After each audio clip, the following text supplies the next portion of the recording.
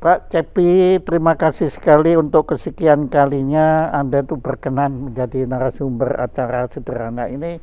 Walaupun sebetulnya saya itu kepengen wawancara Anda tentang Freeport, tapi Anda kan nggak mau, nggak, ya sudah, saya terpaksa bicara lain yang tidak terlalu penting ya. Tidak terlalu Freeport. Iya ya, Freeport juga betul. Tidak terlalu Freeport. Jadi Freeport jadi adjektif sudah ya. Wah, Anda memang kejam.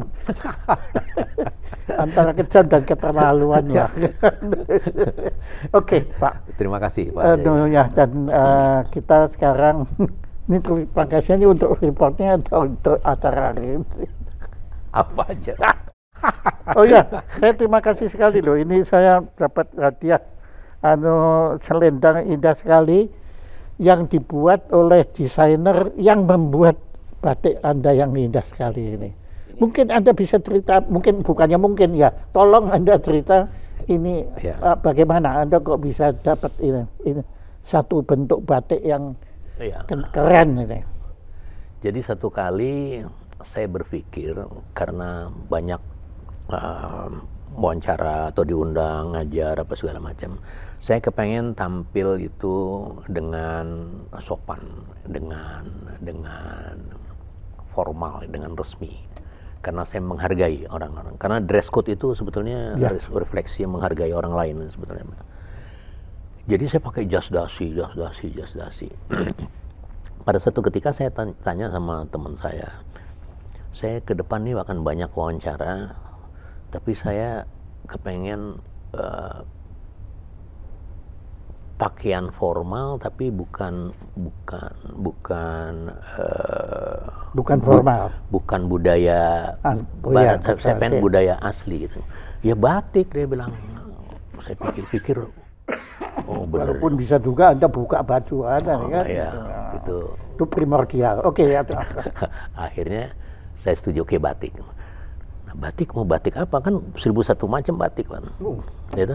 Dan batik itu saya selalu ingat sama Pak Jaya, kalau belajar musik itu ada pakemnya, ada regulasinya, ada harus diikuti gitu. Dan batik kan begitu juga kan, batik apa ada tuh, saya nggak ngerti juga tuh parang ini apa segala macam, nggak ngerti. Tiba-tiba saya lihat ada batik yang ngawur banget.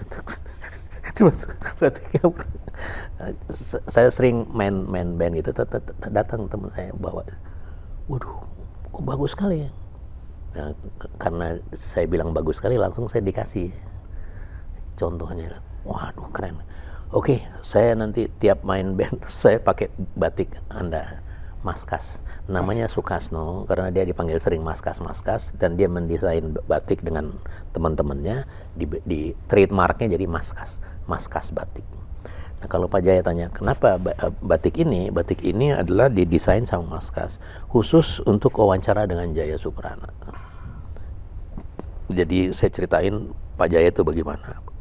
Nah, dia berproses sama teman-temannya, jadilah ini batik ini. Keren. Dan betul tadi saya waktu jumpa Anda langsung kan saya lihat, wah, ya Anda biasa sudah baju Anda keren-keren, tapi kali ini ada sesuatu yang istimewa. Dan rupanya benar, di balik itu ada batu di balik udang. Nah itu dia. Nah ini udang yang saya bawa. Dan ini sekarang saya ternyata dapat hadiah juga ya, anunya. Walaupun beliau belum dengar saya muji beliau, saya sudah dapat hadiah. Ya anunya, dan nanti kami rencanakan untuk acara khusus. Intinya saya menghargai produk anak bangsa dan budaya kita sendiri. Kalau nggak siapa yang tapi kita kepengen juga yang keren gitu kan ya. Jadi karena ada batik yang kontemporer, ini bener ini batik itu tradisional, tapi dia juga mengikuti seleranya milenial kan. Ini ngawur-ngawurnya milenial nih, apa? Iya, enggak ngawur, inovasi apa, kreativitasnya. Dan beliau memang tidak peduli lagi itu yang namanya pakem-pakem itu. Ya. Atau masa beliau adalah pakem itu untuk apa? Untuk dilanggar. Tapi ada yang sengaja dan tidak sengaja. Ya, saya nggak pernah lupa kalau Pak Jaya mengatakan Gesang dan Ismail Marzuki, kalau dia sekolah musik, dia tidak mungkin menciptakan lagu yang seperti itu kan. Kalau lulus nanti gurunya dimarahin juga. Kan memberi ajaran sesat. Sama kalau saya main piano diketawain sama anak saya itu. Apaan tuh? Karena chord itu saya pindahin dari gitar, saya nyari sendiri aja gitu. Iya, dan itu yang kehebat Anda kan di situ. Anda tidak lagi peduli apa yang namanya harus begini harus begitu. Pokoknya didengarnya kan begini gitu. Iya, pokoknya gue seneng begini, lu mau apa gitu ya. Nah, apa kaitannya tadi Bapak kan bilang alasan utama pakai batik ini karena Anda menghargai karya anak bangsa dan tidak mau yang asing. Apa hubungannya dengan Freeport? Freeport itu bagaimana Pak? Itu anak bangsa atau anak asing? Tapi kalau Bapak nggak mau jawab nggak apa-apa. Saya mau jawab, tapi itu mau makan waktu kira-kira 2 hari kali. Karena panjang sekali. Betul-betul panjang, Pak. Betul-betul panjang dan betul-betul banyak hal yang bisa diceritakan dari situ. Saya udah bikin 1 buku, Pak. Buku tentang Freeport. Anda? Ya, tentang Freeport. Kapan? Berapa tahun yang lalu? Setelah 2024? Enggak, setelah 2018, 2019. Enggak, Anda kan nulis buku itu. Iya. Sudah belum jadi kan? Atau sudah jadi? Udah jadi, Pak. Belum diterbitkan? Udah. Loh? Udah laku. Oh. Udah laku, Pak. Oh, tentang Freeport? Tentang Freeport. Tapi itu yang saya tulis Freeport sebelum 51%, jadi sebelum selesai perundingan. Apakah sudah selesai? Udah 2,5 tahun kan, 2,5 tahun baru sudah selesai. Jadi cerita juga. Jangan eman-eman. Nanti ada yang lain. Hari ini kita bicara antara tema yang semula. Nah, supaya saya nggak keliru, tema hari ini saya paksa Anda apa Pak? Singkat saya. Filsafat ruang udara. Nah, Anda silakan ya. Sekarang Anda itu yang bikin Anda loh ya. Jadi Anda jangan tanya saya artinya filsafat apa, artinya ruang apa. Saya bikin itu karena diundang Pak Jaya Suprana dalam rangka Bulan Filsafat. Iya, betul. Bulannya saya ngerti, filsafatnya saya nggak ngerti. Ya, saya bulan aja nggak ngerti Pak. Lebih pusing. Ya kayak Anda, bagaimana saya bisa mengerti kalau bulan November itu ternyata bulan filsafat. Enggak, bulan ke-11. Bukan bulan filsafat ya? Bulan filsafat sebetulnya Oktober. Oktober ya. Ya, Oktober. Ya, ini kan 14 sedikit kan cuma Oktober kemarin. Nanti dulu. Sekarang baru tanggal September kok. Bulan filsafat. Jadi bablas, memang saya bablas kan Pak. Karena akhirnya saya bilang ini tahun filsafat. Dalam rangka. Kan kalau di dalam rangka udah selesai ya. Iya, dalam rangka ya makanya ya jadinya kan hari filsafat. Iya. Itu kalau Oktober masih September, tapi kemudian yang Oktober semua mulai bulan. Itu nasional apa internasional? Indonesia. Indonesia Pak, nggak mau saya. Internasional ada. Iya. Tapi itu kan ya itu tadi seperti Bapak bilang, itu kan urusan mereka. Nah ini yang kalau urusan kita. Muri, ingat Muri? Kenapa? Muri kan sebenarnya sebuah pemberontakan untuk apa tuh rekor dunia apa Guinness Book of Record. Gitu. Karena beliau tidak mau mengakui rekor kita, ngamuk ya. Itu yang mengilhami saya juga merubah jas dasi jadi batik. Iya. Benar, Pak, benar, serius itu. Kalau ini serius nih. Oke, mari kita mulai dengan filsafat ruang udara. Nah, saya sekarang ruang space ya. Tapi ternyata Anda misah-misah ya, ruang itu ada yang di udara, jadi ada yang tidak di udara juga. Ini menarik sekali Pak kalau kita bicara tentang udara, karena karena kita terikat sama banyak terminologi kan. Iya. Nah, saya cari gampangnya aja, gampangnya. Kita hidup di dunia ini yang terdiri dari daratan dan perairan. Ada dua dimensi, perairan, tanah dan air. Pada tahun 50-an saya pernah diajak ayah saya nonton di Krekot, sawah besar. Bioskop Krekot namanya kalau nggak salah. Iya, filmnya apa? Filmnya saya nggak tahu, tapi itu tentang roket, tentang ke ruang angkasa. Roket. Tentang roket. Bukan kroket, tapi Bukan, roket. kalau kroket kan pakai sambal. Gitu. Ini roket. Anda mungkin karena Krekot tadi Anda bilang kroket. Oke, tidak apa-apa.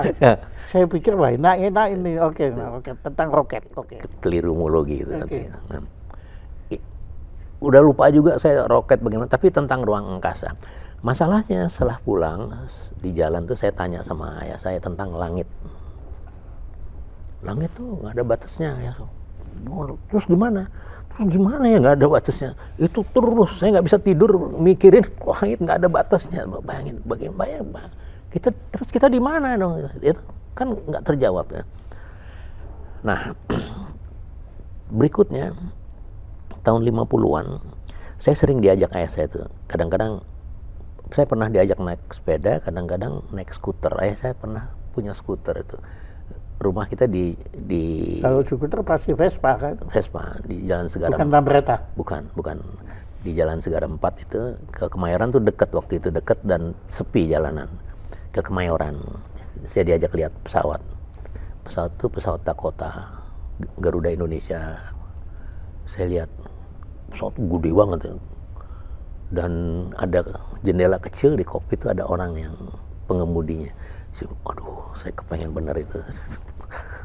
Jadi rangkaiannya seperti itu. Langit nggak ada batasnya, terus ada pesawat, saya kepengen.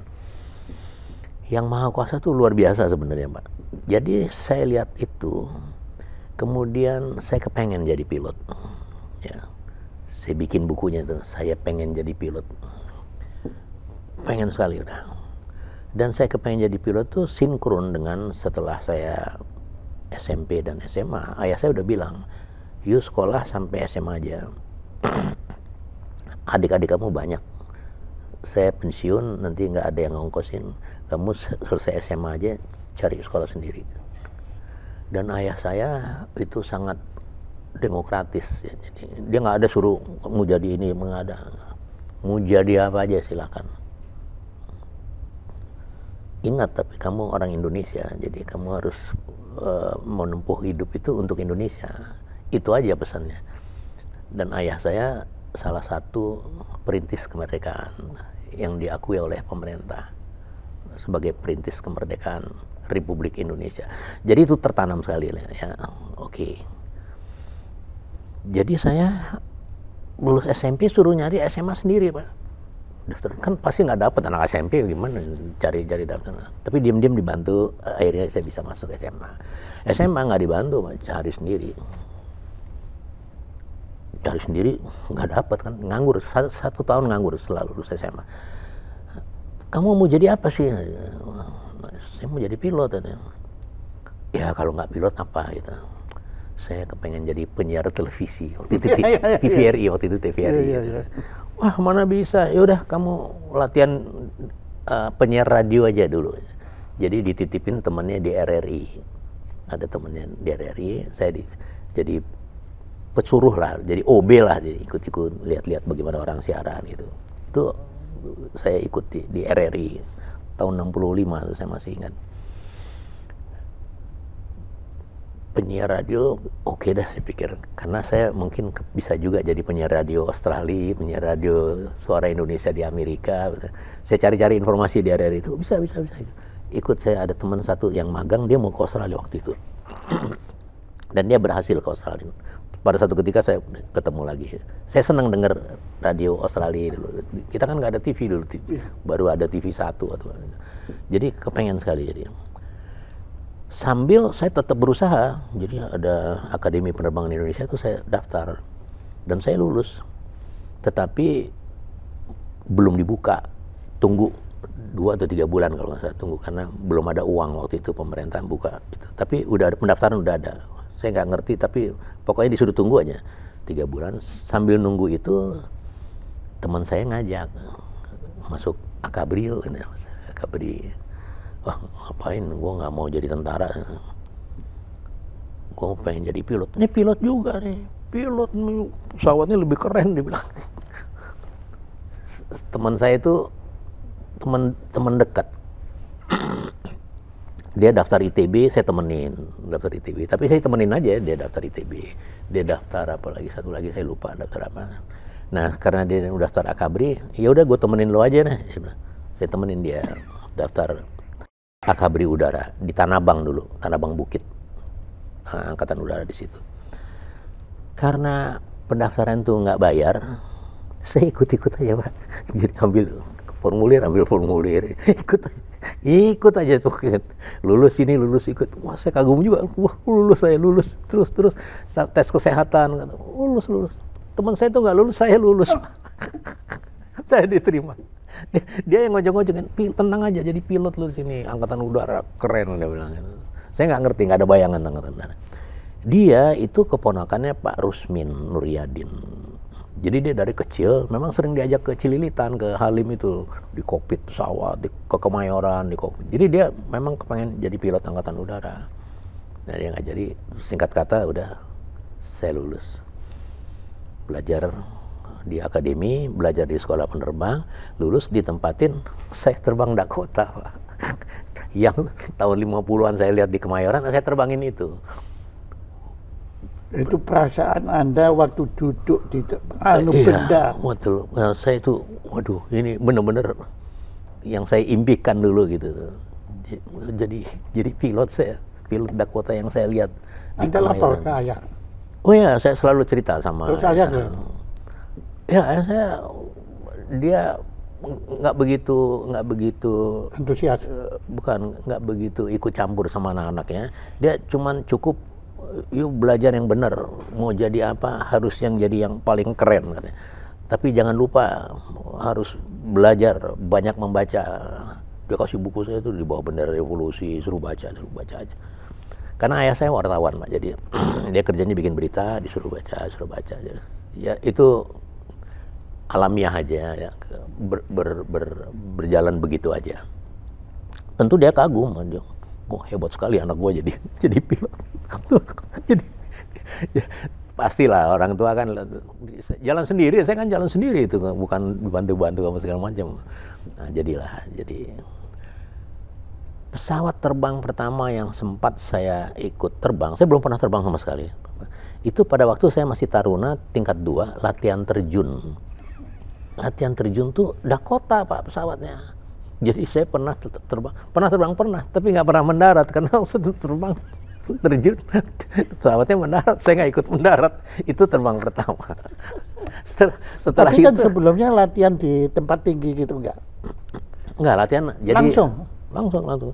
Waduh.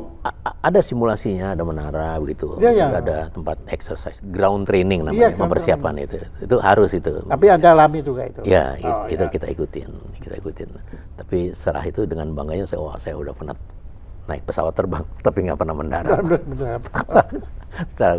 Nah, itulah semua yang membekali saya. Kemudian saya tetap melihat udara itu sebagai sesuatu yang saya kepengen tahu terus gitu. Ya. Udara ternyata dalam perkembangannya, baru saya tahu juga belakangan bahwa itu ada udara, wilayah udara yang masih ada tekanan udara, yang masih ada oksigen, yang masih ada ke atas lagi tuh kosong, segala macam. Jadi ada lapisan udara yang tidak mudah juga untuk bisa dimengerti oleh orang awam. Bahkan dari beberapa buku. Anda sudah berfilsafat. Ini sudah. Iya, jadi saya baca banyak buku dan saya temukan di situ bahwa dulu. Tapi Anda bukan dari tadi, Anda berkisah Anda bukan dari buku tadi, tapi dari apa yang Anda alami. lebih banyak dari yang saya Iya, alami. itu tadi, wah itu. Tapi kenapa saya harus bilang dari buku? Karena dari buku itu saya baru tahu bahwa percobaan-percobaan orang bikin pesawat terbang itu banyak yang mati konyol, Pak. Karena terbang, dia nggak tahu oksigen kurang, habis oksigen dia mati. Dan itu Matinya di atas. di atas. Kenapa kecelakaan itu? Ada penyelidikan. Ternyata pada itu orang belum tahu kadar oksigen itu turun. Walaupun gejala-gejala itu sudah diketahui gejala-gejalanya pada waktu mereka mencoba balon terbang. Kenapa kalau orang bisa pusing? Dan juga naik gunung. Naik gunung, ya, iya, itu hipoksia ya, gejala kurangnya tekanan udara dan kadar oksigen. Makanya pesawat-pesawat terbang pada awal-awalnya itu nggak boleh tinggi-tinggi, Pak. Kalau tinggi-tinggi mati semua nanti. Berkembang teknologi, sekarang orang bisa terbang tinggi-tinggi karena pesawatnya dilengkapi dengan pressurization system. Jadi ada sistem yang membuat udara, walaupun dia di atas 10.000 feet, ya 10.000 feet itu udah mulai berkurang. Jadi kalau di atas pesawat airline itu 30.000, 37.000, 38.000, 39.000 feet. Kenapa dia bisa nyaman itu? Karena ada sistem itu, sistem maaf saya loncat ya Pak. Ya, ya. Jadi Anda yang menemukan teknologi yang menyelamatkan kita penting sekali kata dia kan. Ya, ya. Kalau enggak kan kita mati semua. Oh iya, ya, oke. Ya. Atau ya kita nggak pernah terbang setinggi itu. Nah, seberapa besar jasa Pak Habibie dalam menemukan crack? Ya itu kan pesawat itu kan pada tertentu kan retak. Ya. Nah itu kan beliau kan mempatenkan itu dan beliau menyelamatkan praktis seluruh pesawat terbang itu dengan teori cracknya beliau sampai beliau disebut Master Crack gitu. Nah kan saya mengagumi beliau begitu aja. Tapi ya. Anda kan yang ngelakoni, Anda kan yang ngerti. Ya. Habibie dia relatif pada era teknologi penerbangan sudah berkembang, Pak. Sudah berkembang, bukan di awal-awal. Oke. Bukan di awal-awal. Jadi Pak Habibie menyempurnakan yang sudah berjalan itu. Dan penemuan beliau memang sangat signifikan ya. Iya, sangat spektakuler ya. Dan kita juga ada beberapa orang teknisi kita, engineer kita, ahli-ahli aeronautika kita yang mempunyai juga beberapa hak paten yang tidak tersiarkan. Tapi memang yang ditemukan oleh Pak Habibie itu sebuah loncatan teknologi yang luar biasa, Dan itu dipakai sampai ke ya, dipakai. Jadi hak-hak paten itu kan berkembang dan berjenjang, Pak. Jadi ditemukan oleh si orang ini begini, nanti ada penyempurnaannya lagi begini terus, dan itu bergulir terus. Tetapi khusus tentang teknologi penerbangan itu lebih kepada tujuan awalnya adalah tujuan militer. Ya. Berkembang pesatnya teknologi penerbangan itu terutama sekali karena tujuan perang. Termasuk internet betulnya kan? Oh iya, termasuk. Jadi perang dingin yang sekian puluh tahun itu di satu sisi orang boleh melihat itu sebagai satu yang negatif, tapi sisi ilmu pengetahuan dan teknologi itu justru bagus karena mereka bersaing. Ya. Adu duluanan. Misalnya aja tahu-tahu Rusia mengorbitkan Sputnik misalnya. Iya, itu bikin kacau itu. Kennedy marah sekali. Dia dia suruh kita harus bisa ke bulan duluan misalnya. Itu semua persaingan dalam konteks military. Jadi teknologi yang militer. Nah kembali lagi sekarang ke itu ruang angkasa. Sampai mana tadi ruang? Ya sudah, pokoknya Anda mau dari mana nggak apa-apa. Ya. Ruang udara. Ya. Ruang udara itu menjadi sangat penting ya, dalam konteks mempertahankan martabat sebuah bangsa. Contohnya. Contohnya tuh perang yang terjadi. Ya. Perang dunia pertama itu tahun 1914 sampai 1918. Kita nggak bicarakan sebab-sebabnya, tapi terjadi perang. Oke. Perang dunia kedua 1939 sampai 1935. 45. 1945. Jadi 45.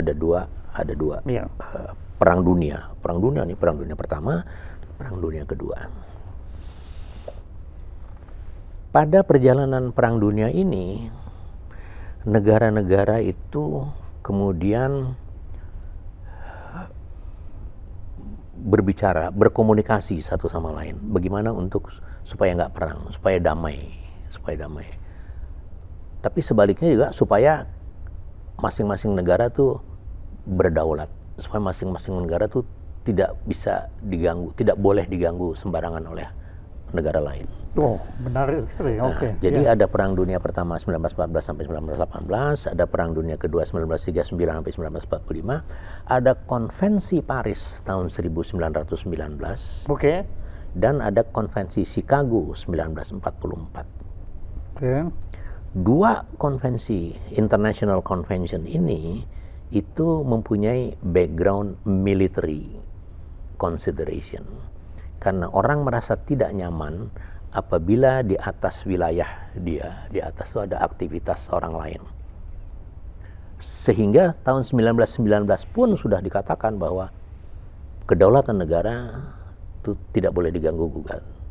Dikukuhkan di Chicago Convention tahun 44, air sovereignty is complete and exclusive. Itu yang menyebabkan hukum udara internasional berbeda dengan hukum laut internasional. Dalam hukum laut internasional ada jalur laut kepulauan.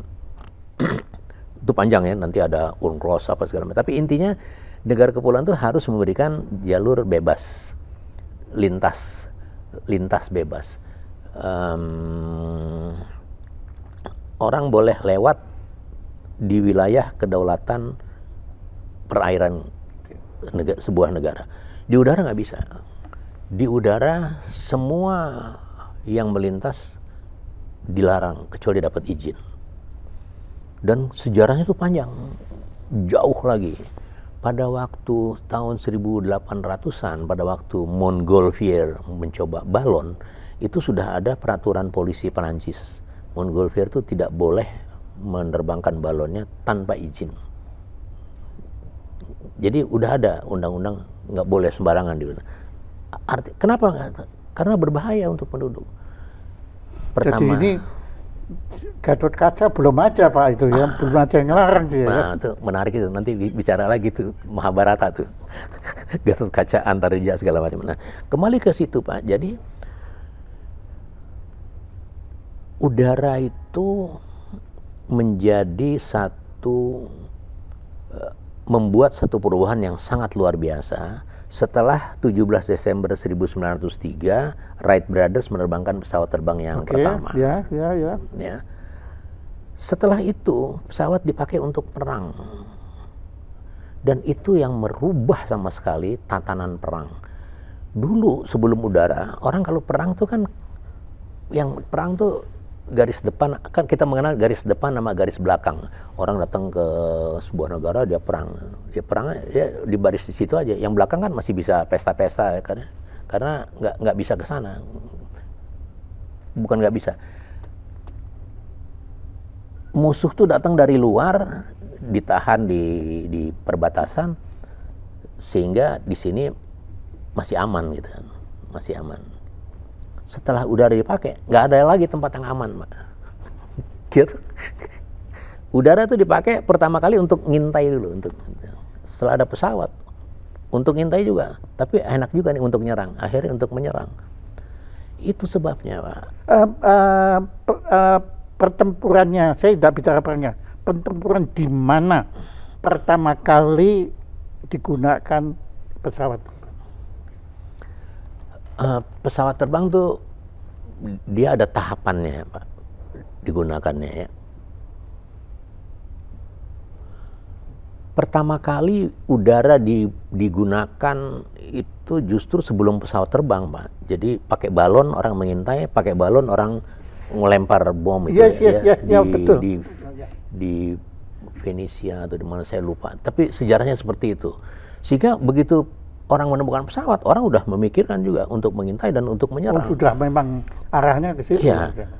Dan Giulio Douhet itu jenderal Itali, pemikir tentang taktik-taktik perang. Dia bikin buku namanya Command of the Air. Ya, dia bilang kalau orang menguasai udara maka dia menang dengan mudah.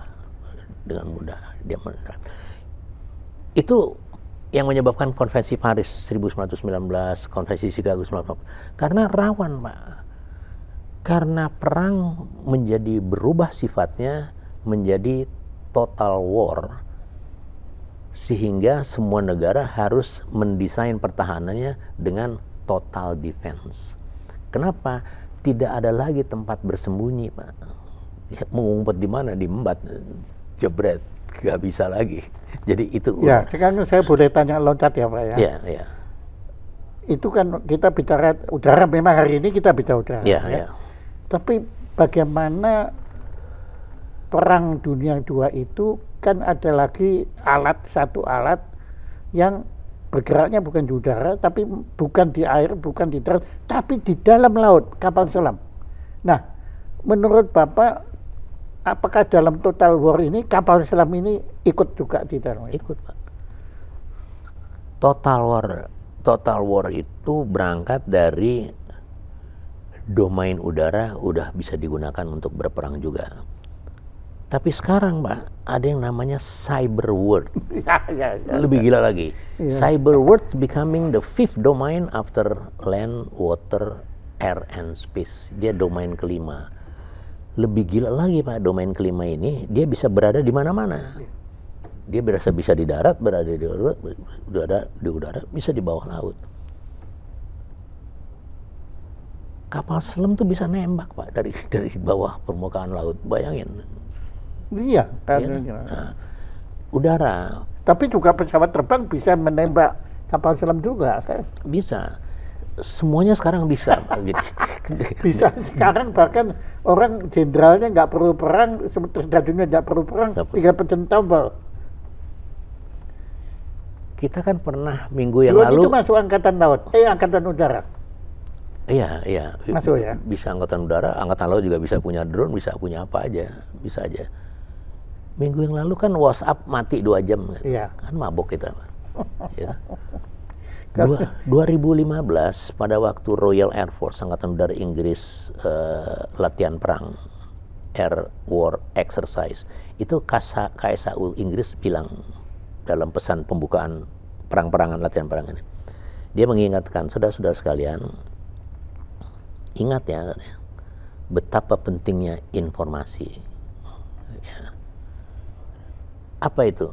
You cannot draw your own money from ATM if the time signal shut down from the satellite. Jadi kita nggak bisa ngambil uang kita sendiri di ATM kalau sinyal waktu dari satelit itu mati. Itu satu perumpamaan betapa pentingnya faktor informasi, faktor komunikasi. Perang itu kan tergantung command and control, Pak, ya. Komando dan pengendalian.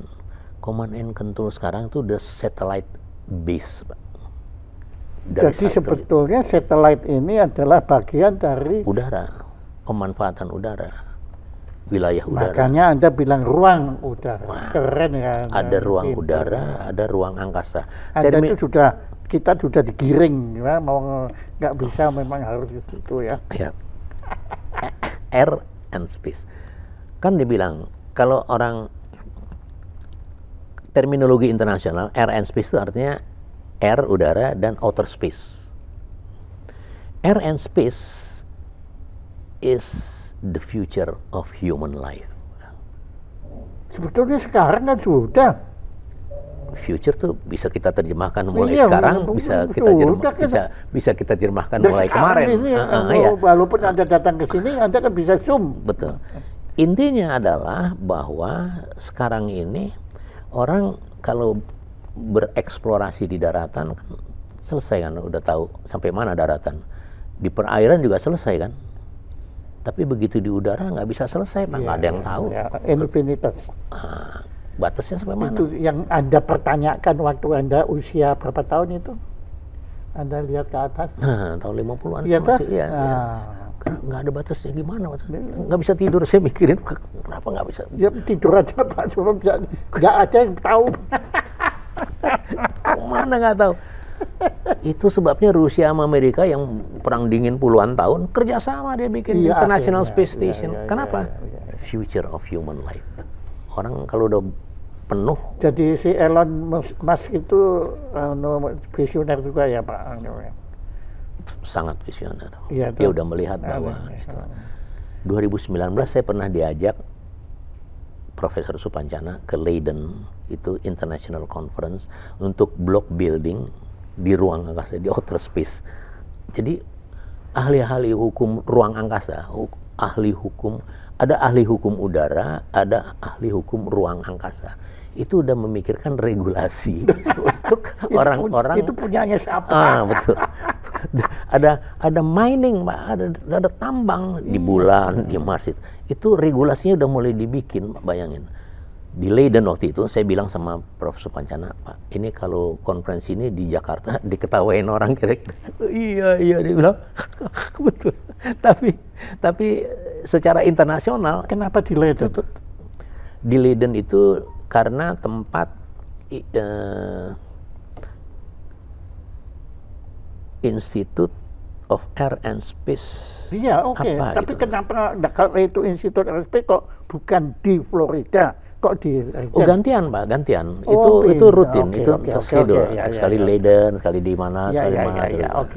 Belum di Jakarta, Pak. Tetapi negara-negara yang belum mempunyai teknologi pun tetap diajak, Pak. Tetap diajak. Itu bagusnya ya, international relationship dalam mengolah satu tempat yang merupakan the future of human life, itu mengikut sertakan semua negara supaya mereka, dan kita belum punya teknologinya, tapi kita punya beberapa ahli hukum. Jadi mereka juga harus diajak untuk makanya Anda diajak ke situ kan? Ya, saya diajak. Keren banget. Plus Gordon. Di Star Weekly dulu saya lihat. Ya, tapi bentar. Saya akhirnya DC juga mikirkan ruang angkasa ini kan, karena naskah saya hari ini kan bicara tentang bukan ruang angkasa, ruang antara angka 1 dan 2. Itu aja itu infinitas, Pak. Itu nggak habis, Pak. Jadi kembali lagi ke ini Pak. Jadi Anda kan dulu waktu Columbus mau berlayar ke barat itu kan diketawain orang. Ya. Sekarang pun tadi kan bilang Anda kalau itu diselenggarakan di Jakarta kan kita diketawain. Tapi kan terbukti walaupun dia keliru, ya si Columbus itu kan maunya ke India kan, tapi malah akhirnya dia keliru mendaratnya cuma di daerah Bermuda situ. Nah, menurut Anda apakah nanti ini memang benar manusia akan meninggalkan planet bumi ini? Bukan meninggalkan, Pak. Atau ada tempat baru? Iya, new settlement ya. Banyak tulisan-tulisan mengatakan bahwa pada satu ketika memang bumi udah nggak bisa lagi di ini. Banyak hal ya. Misalnya global warming. Misalnya lagi orang sekarang berusaha go green ya. Misalnya lagi ada fenomena yang setiap tahun meningkat, yaitu kebakaran hutan. Belum meteor. Meteor segala macam. Itu makin pusing lagi kita mikirin. Tetapi secara logika, maka pilihan orang tuh tidak ada kecuali ke ruang angkasa. Ruang angkasa. Ke dalam laut. Kan bumi begini, Pak. Dalam laut munculnya di sini juga kan. Keluar lagi. Artinya ada limitation di situ. Artinya ada. Iya, kalau ruang nggak ada ya. Memang dia kalah. Ya, itu menyerah saya kok. Ya, itu yang tetap mengundang pertanyaan. Masa iya nggak ada batasnya ya? Masa nggak ada pinggirnya? Nggak ada bener. Terus kemana ya Pak ya? Gitu kan. Ya itu dia. Ya. Dan itu misteri ya. Akan tetap kalau enggak kita berhenti jadi manusia Pak. Kita terus mengejar itu Pak. Kalau enggak kita mandek udah. Nah sekarang Pak kenapa Anda sudah memikirkan ruang udara untuk negara kita? Padahal kan kita tadi bilang, ada yang bilang kalau itu diselenggarakan di Indonesia, kita akan diketawain orang. Gitu. Nah, kenapa Anda kok visioner, mikir jauh ke depan itu? Karena saya kecemplung ke angkatan udara, Pak. Gitu. Saya kan cita-cita saya pengen menjadi penerbang sipil. Penerbang sipil, wah pesawat gede, saya terbang keliling dunia. Itu kan cita-cita saya. Nggak tahunya saya angkatan udara. Nggak taunya angkatan udara bukan keliling dunia, Pak. Angkatan udara itu menjaga wilayah udara Indonesia. Jadi itu klop lagi dari apa bekal-bekal dari pertumbuhan saya dari anak-anak mencintai negeri ini. Tapi di udara. Dan itu Anda berpikir tentang itu karena Anda cinta Indonesia. Iya Pak, saya nggak tahu tuh kenapa ya gitu ya. Karena saya sangat mencintai negeri ini. Cinta nggak perlu lagi dipermasalahkan, tapi hubungannya kenapa kok cinta dengan ruang udara ini? Itu apa? Karena pekerjaan saya. Karena saya masuk di Angkatan Udara yang pekerjaannya adalah menjaga kedaulatan negara di udara. Jadi itu kan jadi satu. Kecintaan saya, kemudian tugas saya di udara, Pak. Udara Indonesia. Mohon maaf Pak, kalau di Angkatan Laut kan ada slogannya itu Jales Viva Jaya Mahi. Oke, kalau Angkatan Udara Swabuana Paksa. Mohon. Sayap tanah air. Nggak ada udaranya. Itu simbolistis kan, sayap tanah air. Jadi tanah air ini dikawal, dijaga. Oh, sayapnya sudah masuk. Sayap. Dia terbang kan di luar. Sayap masa di luar darat? Di laut kan nggak mungkin. Sayap di udara. Udara itu gampangnya sekarang ada terminologi standar. Jadi udara itu sampai atmosfer. Di atas udara itu antariksa. Ya. Udara tambah antariksa dirgantara. Itu terminologi, tapi kita ngomong udara aja nggak ada masalah. Tapi di dunia internasional ada air, ada outer space. Jadi ada air space, ada outer space. Tapi biasanya disingkat jadi air and space. Kalau ada terminologi yang mengatakan air and space itu berarti air space dan outer space. Itu sampai atmosfer, sampai di luar atmosfer. Ya sekarang saya loncat lagi. Einstein kan membuat satu istilah baru, space time. Space time. Nah, apa peran waktu bagi Angkatan Udara? Peran waktu dalam pengertian apa nih? Ya dalam pengertian space time-nya Einstein itu kan dia memperhitungkan elemen itu dimensi space time itu Ya. Apakah tapi kalau saya pikir ya Anda bagi tadi bicara time. Oh iya. Iya toh Anda kan bicara future. Betul. Anda kan mau keluar dari masa kini kan. Betul. Angkatan Udara itu salah satu slogan yang berkembang di Angkatan Udara Amerika itu adalah speed, power, and accuracy. Speed, kecepatan, power, kekuatan, accuracy, ketepatan. Ya. Oke, akurasi saya lihat di drone itu luar biasa Pak. Ya. Itu. Tapi itu internet juga berperan Pak di situ. Okay. Apapun Pak. Iya, oke. Nah, dan kemajuan teknologi itu fantastis sekali.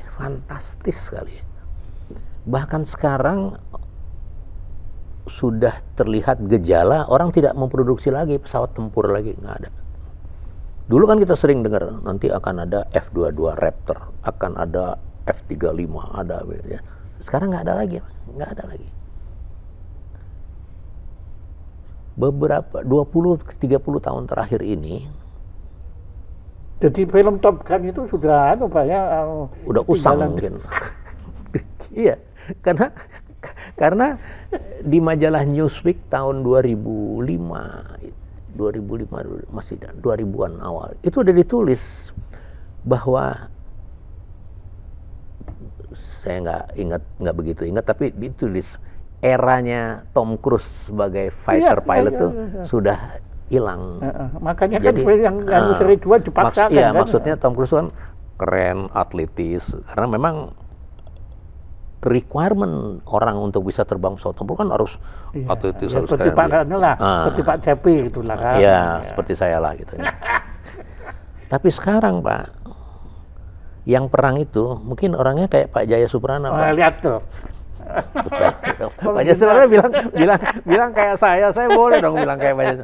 Maksudnya adalah tapi itu physical requirement. Ya, physical requirement itu tidak jadi mendominasi saya bisa lagi. Jadi jenderal Pak ya. Oh bisa. Sekarang orang terbang di Padang Nevada Pak, di Padang Nevada sambil makan super mie, dia perang. Pesawatnya tuh di Afghanistan, di Syria, gitu Pak. Dia sambil ngerokok. Makan super mie, dia perang di situ. That's technology Pak, itu luar biasa. Kalau kita sebaiknya menyambut masa depan yang Anda ceritakan tadi itu secara optimis atau pesimis? Optimism, saya lupa tuh ada quotation yang menarik sekali. Pessimism is fashionable now as a product of the world economic crisis. Itu dalam salah satu majalah. Tapi ada lagi, seorang presiden Amerika, saya lupa namanya itu, dia bilang optimism is a good characteristic, but if it carried to an excess, it becomes foolishness. Jadi maksud saya relatif, kalau terserah. Sama Dio. Sama Dio. Pesimis, optimis, tergantung dalam perspektif yang bagaimana gitu. Kembali ke udara dulu ya, di udara. Bagaimana? Dari tadi kita udara nggak kembali udara, Pak. Nggak kembali ya? Saya mau ngomong apa ya? Aduh, ini penting bener nih yang saya mau kasih tahu Pak Jaya sudah ini. Aduh, udara. Kalau orang bicara tentang salah satu model ya, salah satu contohnya, transportasi darat, transportasi laut, itu usianya kan udah ratusan mungkin ribuan tahun. Tapi kalau kita bicara tentang transportasi udara, tentang penerbangan, nah, dia tuh kaitannya sama Barata enggak? Itu new kid on the block. Oke, tapi nanti Anda bilang loh, Anda mau cerita Barata, ayo. Nanti ada. Nanti, oke. Kesambung nanti. Ya, oke. Pak Jaya motong-motong aja sih. Sampai mana saya tadi ngomong? Nah, new kid on the block. Iya. Akan tetapi laju kemajuan teknologi di udara, di penerbangan, di aviation itu jauh lebih cepat dari kemajuan teknologi alat transportasi di darat dan di lautan. Wright Brothers baru tahun 1903 berhasil menerbangkan pesawat bermesin, cuman beberapa meter berbeda. 1903. Hanya 66 tahun, jauh sebelum 100 tahun, orang udah bisa bikin pesawat SR-71 yang kecepatannya 3 kali kecepatan suara. Pada tahun 69, pada tahun yang sama, orang sudah bisa membulankan orang di bulan. Bukan daratan kan, bulan kan, membulankan orang. Iya. Jadi udah bisa mengirim orang ke bulan. Jadi itu teknologi yang sangat fantastis. Kenapa saya bilang banyak ditopang oleh military background? Karena kemajuan angkatan udara Amerika, terutama kita bicara yang paling maju itu Amerika lah, yang ya bersaing sama Rusia. Tapi kenapa Amerika maju? Tadi kita bicara tentang perang dingin dan semua. Tapi sebenarnya sejarahnya adalah pada ketika Pearl Harbor diserang 7 Desember tahun 1941, itu Pearl Harbor diserang oleh Jepang, Pak. Unbelievable, ya. Itu sama sekali tidak bisa dipercaya. Mustahil, tapi terjadi. Oke. Para pemikir perang, menurut George and Meredith Friedman di bukunya The Future of War, dia katakan bahwa Pearl Harbor is the origin of American military failure. Ada dua hal yang sangat prinsip. Yang pertama, tidak ada declaration of war dari Jepang. Hubungan diplomatik masih berjalan normal Amerika dan Jepang. Dan tidak ada teknologi ketika itu yang bisa memproduksi pesawat yang bisa terbang dari Jepang ke Hawaii. Tapi toh terjadi. Ternyata pesawat itu terbang dari kapal induk yang sudah sampai di Samudra Pasifik. Pada ketika itulah Amerika menyadari bahwa ternyata perang bisa terjadi kapan saja dan di mana saja. Pada ketika itulah Amerika marahnya bukan main. 41 dia diserang mendadak. Sorti pertama kedua itu orang Amerika masih nonton, dikira latihan, Pak. Pada tepuk tangan, wah keren. Sorti ketiga keempat waktu dia ditembakin benar baru tahu dia diserang. Itu fatalnya Pearl Harbor tahun 41. Sehingga dia marah sekali. Tapi dia marah sekali kan udah tahu orang menyerang Amerika dari luar, yang menyerang tuh Jepang. Jadi dia membangun angkatan perang ugal-ugalan, Pak. Iya. Dia jadi seluruh rakyatnya bergerak. Global vigilance, global reach, global power. Itu karena dia marah sama Jepang. Tahun 45 dia bom Hiroshima dan Nagasaki. Tapi kan ada sebelumnya Midway dan lain-lain itu, Pak. Ya, itu tahapan-tahapan. Ya. Tapi intinya dia sikat dan Perang Dunia usai tahun 45. Itu juga angkatan udara itu ya. Divisi udara Angkatan Darat Amerika. Karena Angkatan Udara Amerika baru resmi berdiri sendiri itu tahun 47. Jadi waktu itu belum ada angkatan darat. Itu divisi udara Angkatan Darat. Kolonel Tibet namanya yang menjatuhkan bom di Hiroshima. Nah ya, itu belum ada angkatan udara itu. Belum. Itu divisi udara Angkatan Darat Amerika, US Army. Dan kalau Indonesia kapan angkatan? Kita 46. Lebih duluan dari Amerika. Kita pokoknya lebih lah pokoknya. Nah, kenapa saya mau ceritakan ini? Karena ada hal yang sangat menarik. Ya. 45 perang usai, itu sebabnya kemudian Jepang menyerah, kita bisa merdeka 45. Oke. Jadi sejarah kemerdekaan kita pun itu melekat dengan bagaimana penggunaan kekuatan di udara. Kalau Jepang nggak dibom 45, kita masih dijajah Jepang, Pak. Makanya dia bilang kita seumur jagung 3,5 tahun karena dia menyerah, Jepang menyerah. Jadi sejarah Indonesia merdeka pun berkait dengan penggunaan kekuatan udara. Jadi lagi-lagi harus ruang udara. Nah, kenapa saya bilang yang menarik? Karena 60 tahun setelah Pearl Harbor, Amerika diserang lagi, Pak. 9/11 tahun 2001. Udara lagi. Lebih gila lagi, dia nggak tahu yang nyerang siapa. Bukan dari luar. Waktu Pearl Harbor, itu muncul dua pemikiran. Yang pertama, mereka memikirkan tentang early warning system. Bagaimana caranya kita supaya tahu tahu duluan kalau diserang, early warning system.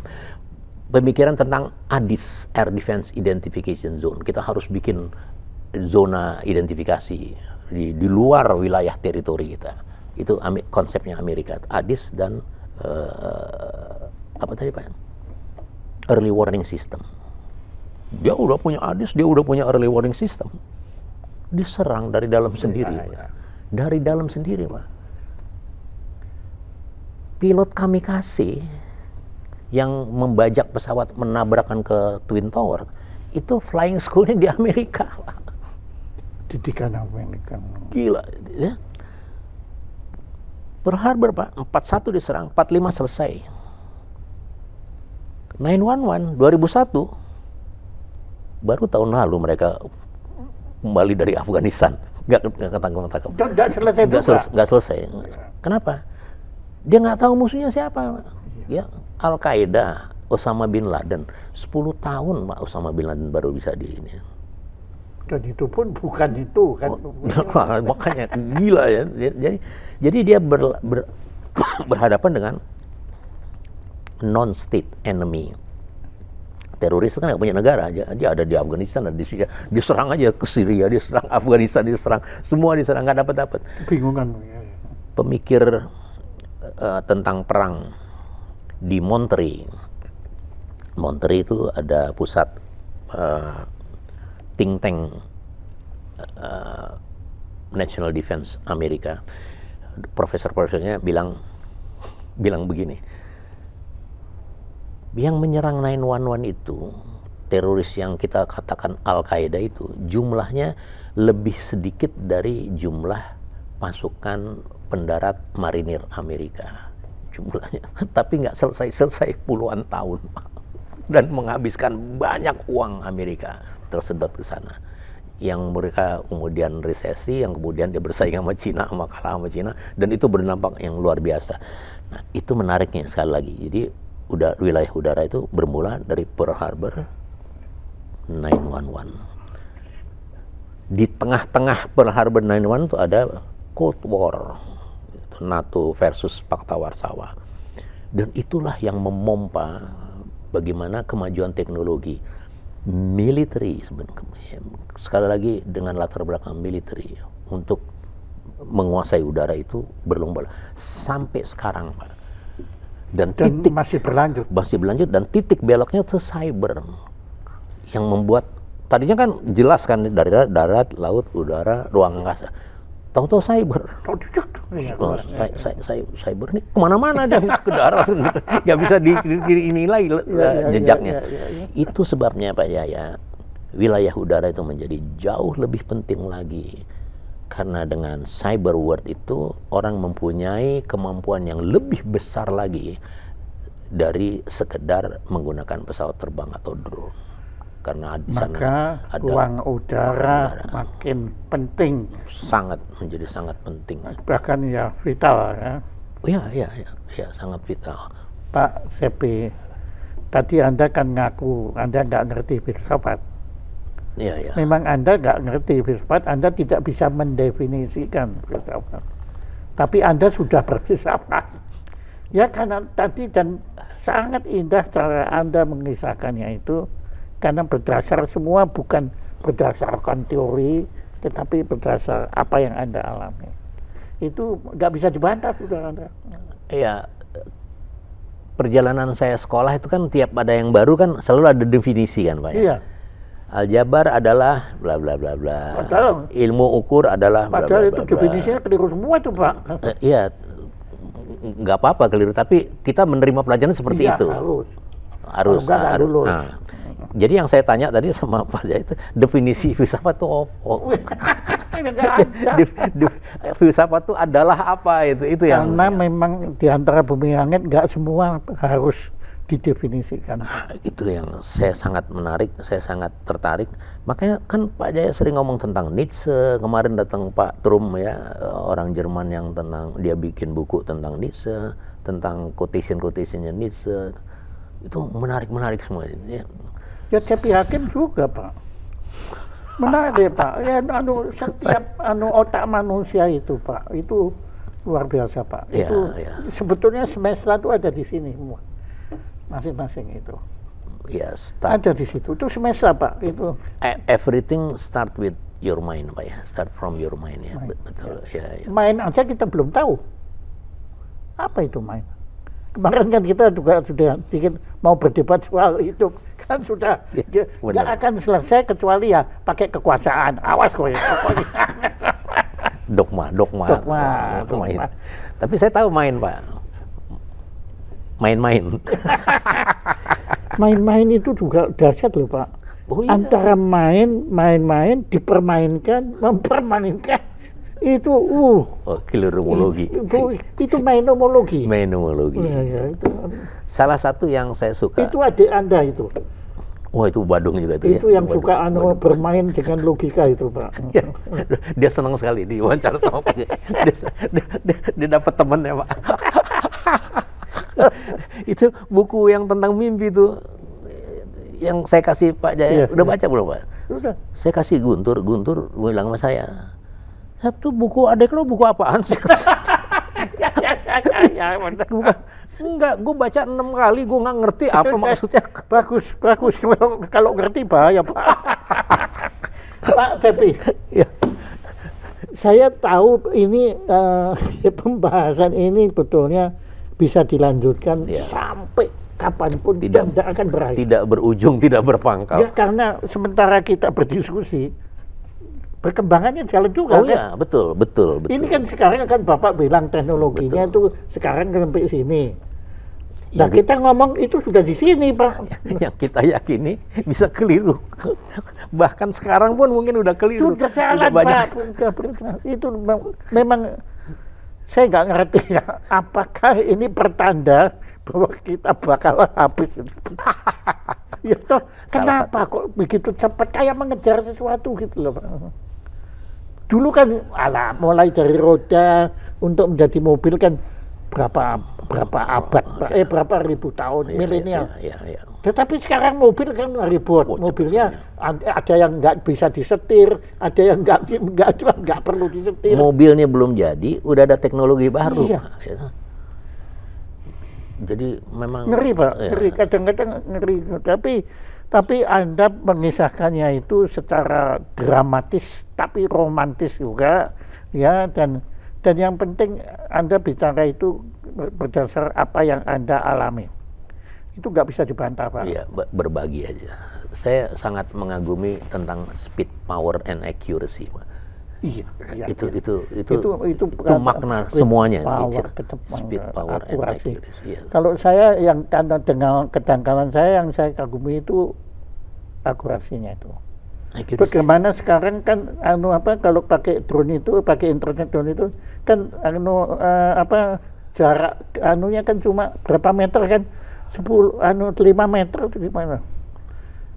Nah, ini menarik lagi nih. Saya mesti cerita lagi ya, Pak ya. Karena saya beruntung mengalami belajar terbang yang manual sampai terbang yang otomatis. Apakah terbang otomatis itu bisa disebut artificial intelligence? Kembali lagi, definisi lagi ya. Saya nggak begitu memahami definisi. Ya. Saya cuma cerita aja. Tapi menurut Anda, peralatan itu yang Anda pakai itu ada kecerdasannya? Oh jelas, jelas sekali. Gini, saya mau cerita nih. Belajar terbang pertama tuh L4G, Piper Cub, pesawat capung. Mesinnya sama mesin mobil. Ngidupin itu propellernya di terus kontak, kasih magnet itu hidup. Mesin mobil. Kalau dulu kan mesin mobil iya. Terbuka, Pak. Ini jadi sayap, ini terbuka. Ini angin di sini. Terbang itu. Bukan besi, fiber, fabric. Itu terpal, bahan terpal. Saya terbang pesawat itu loh, Pak. Sampai satu ketika saya terbang pesawat Hercules tipe H. Itu udah ada automatic pilot, ada INS ya. Masih udah kuno, kalau sekarang dibandingin sekarang udah kuno. Tapi pada waktu itu saya udah bisa terbang dengan Hercules itu. After take off, saya tinggal push autopilot, dia terbang sendiri. Tinggal push. Saya udah isi, saya mau kemana? Ke Surabaya tuh lewat Semarang, lewat Jakarta, lewat Cirebon, lewat Semarang, Surabaya kan. Titik-titik itu saya isi di INS namanya, Inertial Navigation System. Nanti automatic pilot sama INS tuh bisa di-couple. Terbang sendiri Pak dia. Tinggal nunggu ya. Begitu di atas Semarang dia udah belok. Saya mengalami Pak itu. Jadi saya mengalami terbang yang sangat manual, sangat amat manual, dengan terbang yang otomatis. Sekarang Pak, waduh, lebih gila lagi Pak. Program-program otomatis itu dengan glass cockpit digital segala macam itu udah nggak terbang lagi sebenarnya Pak. Ada tulisan menarik dari seorang pilot senior tahun 2003-2004 kali dia bilang. Dia bilang sekarang nggak ada pilot lagi katanya. Yang katanya keyboardis ya, tombol. The button pusher. Ya button, the button pusher. Tombol. Bukan pilot lagi, karena dia nggak punya lagi basic pilot flying skill. Flying skill itu nggak perlu ya. Kita ada skill. Iya, kalau itu kan juga di musik Pak. Ini top iya, ini di musik benar. sama kan itu. Iya. Sekarang kan kita punya, dulu kan kita kalau mau belajar irama kan kita mesti belajar, waduh kalau 3/4, bosu 3/4. Hitungan, pakai itu klak. Iya, pokoknya belajar sampai tengah mati kan. Iya. Dan sekarang keluar semua Pak. Sampai campur sari aja modelnya yang 1, 2, 3. Gila Pak. Orkestra yang satu gedung gitu. Sekarang satu papan cuci orkestra Pak itu. Jadi ya, saya kira kita sama-sama dibentuk di bidang apapun. Ternyata artificial intelligence sudah masuk. Luar biasa Pak, luar biasa. Tapi saya kira tetap nggak bisa Pak. Tetap ada batasnya. Seperti wawancara ini. Bukan tetap ada bahasa. Tetap man behind the gun Pak. Tetap man behind the gun. Dan juga nanti artificial intelligence itu dia tetap mengabdi kepada manusia Pak. Anunya kalau saya nggak bisa ada robot yang begini. Silahkan orang bikin robot sehebatmu, tapi nggak mungkin robot itu bisa menggantikan C.P. Hakim. Karena orang nggak bisa menciptakan perasaan kan Pak ya. Robot mungkin lebih keren, lebih pintar dari Pak Jaya, tapi dia nggak punya perasaan kan. Dia pada satu sisi mungkin bagus juga Pak ya, karena dia nggak tersinggung ya. Nah, itu dia Pak. Makanya saya akhirnya ingat ayah saya. Ayah saya itu cuma pesan kata satu. Saya heran sekali ya. Dia mewariskan satu. Kamu sudah oke lah, ya, tapi kamu harus belajar untuk tidak tersinggung. Saya tersinggung Pak, dibilang gitu. Tersinggung, saya bilang apaan? Saya kan orangnya nggak tersinggung kan, kok bilang jangan tersinggung. Tapi saya baru ngerti Pak, memang iya semua hal yang terjadi yang buruk itu akibat kita misinterpret apa yang kita Artinya robot itu sempurna Pak. Iya. Dalam perspektif tertentu kita lihatnya perspektif itu, ya. Tapi ya kalau diserahkan robot semua, ya akhirnya nggak ada lagi Pak. Musiknya Pak Cepi juga akan hilang. Mungkin muncul juga, mungkin Pak, bisa aja. Gini bercandaan saya nih, bercandaan teman-teman saya ini. Jadi lu jangan cepat tersinggung lu, katanya. Cuman orang miskin yang cepat tersinggung. itu bercandaan. Iya, tapi miskin tuh bukan hanya materi Pak, pengetahuan juga. Iya. Kalau kita ngobrol-ngobrol, ada orang bule ngobrol-ngobrol, kan kita tersinggung karena kita nggak ngerti. Pengetahuan juga itu membuat juga tersinggung. Kalau di traffic light Pak, ada dua mobil mau tabrakan karena antara merah sama hijau tuh oranye itu. Yang marah tuh pasti kan yang mobilnya jelek kan Pak ya. Yang mobilnya bagus kan nggak marah. Oh enggak Pak, enggak. Itu teman saya pernah tinggal di Saudi Arabia. Mobilnya dia bagus, Mercedes lah.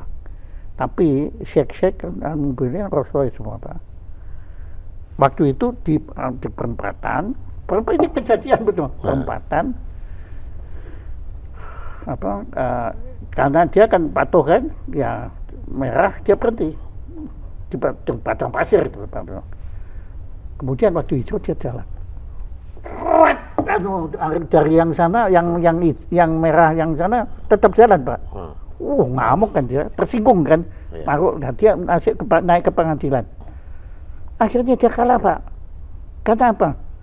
Udah kamu orang mata, orang Jerman kan, kenapa kok kamu ke sini? Kalau kamu nggak ke sini kan kamu nggak akan, saya akan nabrak kamu yang salah. Dia bilang. Akhirnya kalah Pak, dan jadi tersinggung juga betul. Tapi ada cerita lagi, Oke. teman saya juga. Dia pakai mobil gas tuh butut, mau tabrakan gitu. Dia marah Pak. Kenapa dia marah?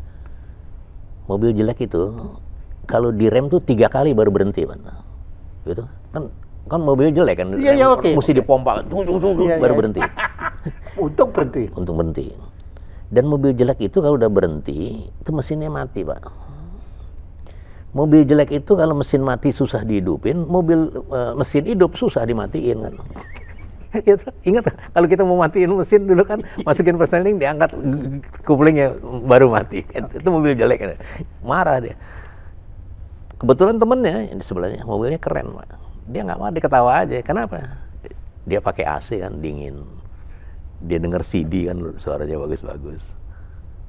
Dia pakai disc brake kan, disenggol dikit juga berhenti. Setelah selesai, dia minggir, dia belok sedikit, dia gas, langsung dia. Nggak ada alasan untuk marah Pak. Yang pakai gas itu kan udah keringetan nggak kurang. Ngerem, berapa kali baru berhenti, udah berhenti mesinnya mati, gimana dia nggak marah? Wah, marah, wah kurang ajar lo. Saya sekarang baru mencari keterkaitan kisah Anda ini tadi tentang mobil yang direm 3 kali dengan filsafat ruang udara. Itu baru cari anunya, koneksinya. Ada, karena rem itu kan pakai udara juga kan, bukan udara. Nanti Anda bilang dia kan bernapas juga pakai udara.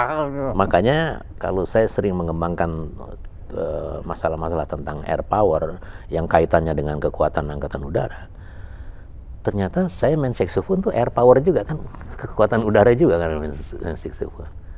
Jadi air power di segala lini. Tapi kalau udara, saya pernah waktu di Tibet itu Pak, saya baru tahu bagaimana berharganya udara. Hipoksia, ya? Iya, itu waktu itu saya nggak bisa napas, saya sampai bertaruh dengan Yang Maha Kuasa, ambil semua harta benda saya, ambil apapun, pokoknya saya bisa napas. Akhirnya saya bisa napas, saya bilang ya sayang toh, anunya tolong kembalikan lagi, nggak apa-apa. Sorry ya. Oke, Pak. Mungkin sebagai penutup, apa yang belum saya tanyakan dan belum Anda kisahkan yang kita perlu tahu untuk sementara ini tentang filsafat ruang udara? Saya mungkin perlu mengangkat masalah ruang udara milik Negara Kesatuan Republik Indonesia. Jadi sebuah negara yang merdeka itu seharusnya utuh, memiliki daratan, memiliki perairan, dan memiliki udara. Walaupun ada negara-negara yang nggak punya perairan, dia cuma punya daratan dan punya udara.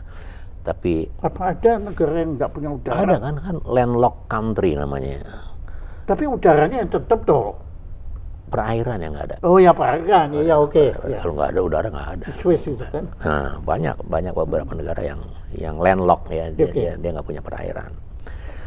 Tapi kalau udara, semua negara punya udara kan? Nggak ada negara yang nggak punya udara. Okay. Jadi udara itu menjadi mutlak kan sifatnya, menjadi absolut.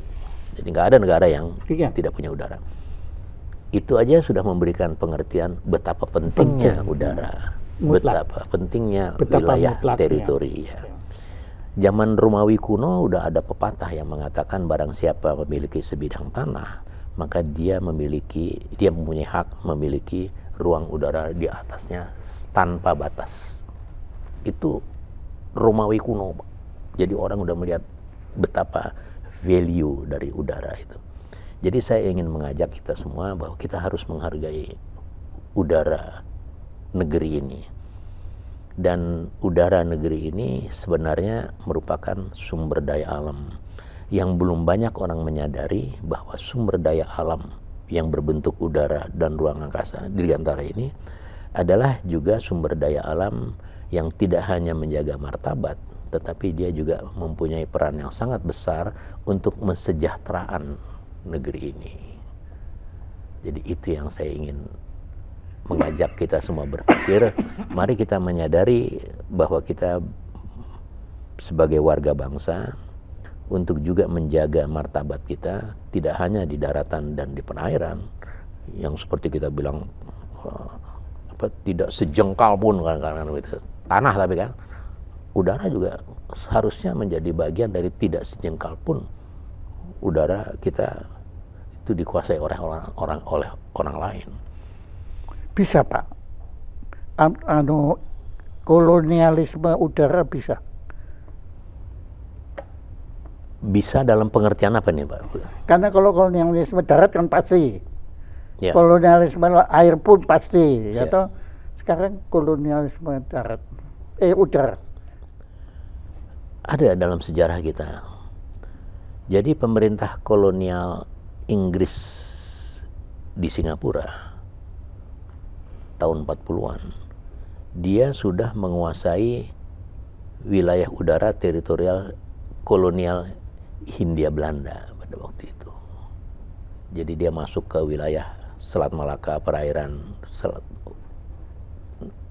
Kepulauan Natuna dan Selat Malaka. Pada tahun 48 itu ada perjanjian tertulis, ada dokumennya di Leiden. Itu antara Inggris dengan Belanda? Antara Inggris dan Belanda. Ya ampun, enaknya. Dan sampai sekarang itu berlaku dan dikukuhkan dalam perjanjian kita sama Singapura. Jadi kita mewarisi kolonial udara. Tadi saya itu Belanda. mau tanya itu, saya nggak sampai hati Pak. Iya, Ternyata memang itu masih ada. masih ada. Itu kalau dipermasalahkan dalam kita kalah secara hukum, kita kalah ya Pak. Orang bilang kan kalau kita berbicara hukum, apalagi dengan ahli hukum, maka kita kan go to nowhere Pak. Ya, yang benar jadi salah, yang salah jadi benar, betul nggak?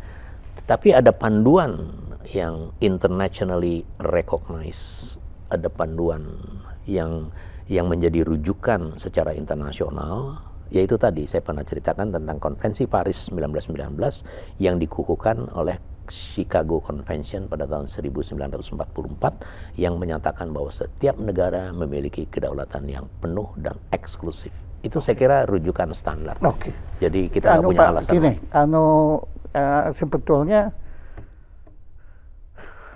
ini saya tahu ini masalah ini betulnya masalah tersendiri yang kita tunda untuk bahas menjadi bahan pembicaraan selanjutnya, khusus antara kita dengan Singapura. Karena saya tahu Bapak banyak tahu di situ yang kita sama sekali nggak tahu. Bahkan saya khawatirkan pemerintah kita juga nggak sadar tentang itu. Tidak banyak yang mengetahui. Makanya. Kurang banyak. Makanya saya ucapkan terima kasih Pak. Sama-sama. Saya sudah jelas kalau mengenai ruang udara tadi, filsafatnya sudah jelas. Yaitu memang ini masih berkembang terus kan ada. Ya. Cuma sekarang saya agak egois sedikit, nanti dalam yang mendatang kami mohon kesediaan Bapak untuk bicara Khusus terbuka tentang dan gamblang kolonialisme. mengenai itu. Ya walaupun Anda nggak mau bicara Freeport, oke. Ya tapi kalau ini tolong Anda bicara. Ya. Saya mau bicara Freeport. Nah, ya, saya yang takut Pak. Freeport. Saya udah bikin bukunya Freeport. Nanti saya kasih nanti. Terima kasih. Mudah-mudahan kalau ada di mobil nanti saya kasih. Oke. Kalau ada di mobil. Terima kasih Pak Cepi. Sama-sama. Ini Anda saya tahu sudah punya koleksinya berapa itu. Nanti mungkin Anda akan dapat rekor untuk ini loh, sebagai yang terbanyak. Marsikal TNI Purnawirawan Cepi Hakim yang telah berkenan menjadi narasumber Jayus Parnasio dalam serial Filsafat Indonesia dengan tema pakai pelayanan Pak. Pelayanan. Ini filsafat pelayanan ruang udara. Tapi nggak apa-apa, pelayanannya kita masukkan ke dalam ruang udaranya itu tadi udah ya. Karena pelayanan kan bukan bagian dari ruang udara itu. Pak Cepi, tepuk tangan untuk Pak Cepi. Terima kasih. Terima kasih.